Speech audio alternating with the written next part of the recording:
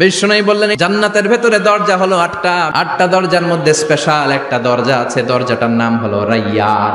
রোজাদাররা ছাড়া কেউ রাইয়ান দরজা দিয়ে ঢুকতে পারবে না। আবার বিষ্ণু বললেন একবার রাইয়ান দরজা দিয়ে ঢুকার সুযোগ যে পেয়ে যাবে চিরকালের জন্য তার গলার তৃষ্ণা মিটে যাবে। রোজা রাখলে গলায় তৃষ্ণা হয় না?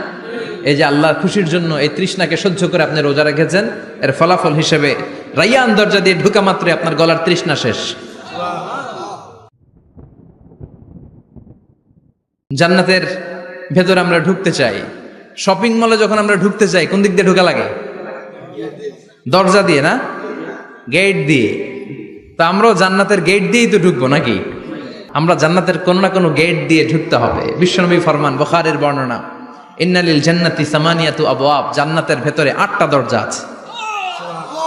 কয়টা? বিশ্বনবী একবার সাহাবাদেরকে নিয়ে ওয়াজ করছেন, বলছেন তোমাদের মধ্যে এমন একজন ব্যক্তি আছে, এই ব্যক্তির আমলগুলো আল্লাহর কাছে এমন ভাবে কবুল হয়েছে, আল্লাহর কাছে ওই ব্যক্তি এতটাই সেরা, জান্নাতের 8টা দরজা কিয়ামতের দিন এই লোকটাকে ডাকতে থাকবে।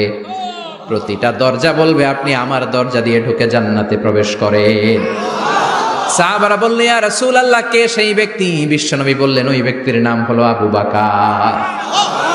কিয়ামতের দিন সাইয়েদনা আবু বকরকে 8টা জান্নাতের দরজা থেকেই জান্নাতগুলো ডাকতে